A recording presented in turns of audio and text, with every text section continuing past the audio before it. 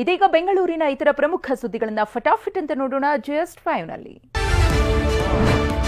ನಟ ಧ್ರುವ ಸರ್ಜಾ ಸೇರಿದಂತೆ ಮಾರ್ಟಿನ್ ಚಿತ್ರತಂಡವಿದ್ದ ವಿಮಾನ ಕೂದಲೆಳೆ ಅಂತರದಲ್ಲಿ ಅಪಾಯದಿಂದ ಪಾರಾಗಿದೆ. ವಿಮಾನ ನಿಯಂತ್ರಣ ತಪ್ಪಿದೆ. ನಂತರ ಪೈಲಟ್ ಸಮಯ ಪ್ರಜ್ಞೆಯಿಂದ ಚಿತ್ರತಂಡ ಸೇರಿ ವಿಮಾನ ಪ್ರಯಾಣಿಕರು ಸುರಕ್ಷಿತವಾಗಿ ಲ್ಯಾಂಡ್ ಆಗಿದ್ದಾರೆ. ವರ್ಸ್ಟ್ ಎಕ್ಸ್ಪೀರಿಯನ್ಸ್ ಇವತ್ತಾಗಿದ್ದು. ಈ ತರ ವರ್ಸ್ಟ್ ಎಕ್ಸ್ಪೀರಿಯನ್ಸ್ ಆಗಿರಲಿಲ್ಲ. We want to thank God. ಜಯ ಆಂಜನೇಯ. ಜಯ ಆಂಜನೇಯ. ಜೈ Shriram. We are safe thanks to the pilot. Mobile ಮತ್ತು ಬೈಕ್ ಕಳ್ಳತನ ಮಾಡುತ್ತಿದ್ದ ಚೋರರನ್ನ ಪೊಲೀಸರು ಬೇಟೆ ಆಡಿದ್ದಾರೆ.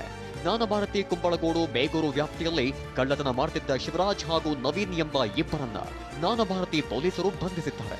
11 ಲಕ್ಷ ಮೌಲ್ಯದ 41 ಮೊಬೈಲ್, 5 ಬೈಕ್ ವಶಕ್ಕೆ ಪಡೆಯಲಾಗಿದೆ. ಇವರು ಗ್ರಾಹಕರನ್ನ ಬೇರೆ ಕಡೆ ಸೆಳೆದು ಮೊಬೈಲ್ ಕಳವು ಮಾಡ್ತಾ ಇದ್ರು. ಜೊತೆಗೆ ಹ್ಯಾಂಡಲ್ ಲಾಕ್ ಮುರಿದ ದ್ವಿಚಕ್ರ ವಾಹನಗಳನ್ನ ಕಳವು ಮಾಡ್ತಾ ಇದ್ರು. ಈ ರೀತಿ ಒಟ್ಟು 5 ದ್ವಿಚಕ್ರ ವಾಹನಗಳು ಮತ್ತು 41 ಮೊಬೈಲ್ ಫೋನ್ಗಳನ್ನು ಪೊಲೀಸರು ಈಗ ವಶಪಡಿಸಿಕೊಂಡಿದ್ದಾರೆ. ಎಸ್ಎಸ್ಎಲ್ಸಿ ಹಾಗೂ ಪಿಯುಸಿ ಪರೀಕ್ಷೆಗಳ ಕುರಿತು ಶಿಕ್ಷಣ ಸಚಿವ ಮಧು ಬಂಗಾರಪ್ಪ ಪೂರ್ವಭಾವಿ ಸುದ್ದಿಗೋಷ್ಠಿ ನಡೆಸಿದರು. ಎಸ್ಎಸ್ಎಲ್ಸಿ ಪರೀಕ್ಷೆಯಲ್ಲಿ ಈ ವರ್ಷ 8,96,271 ಮಕ್ಕಳು ಭಾಗವಹಿಸಲಿದ್ದಾರೆ. 6,98,624 ವಿದ್ಯಾರ್ಥಿಗಳು ಪಿಯುಸಿ ಪರೀಕ್ಷೆ ಬರೆಯಲಿದ್ದಾರೆ.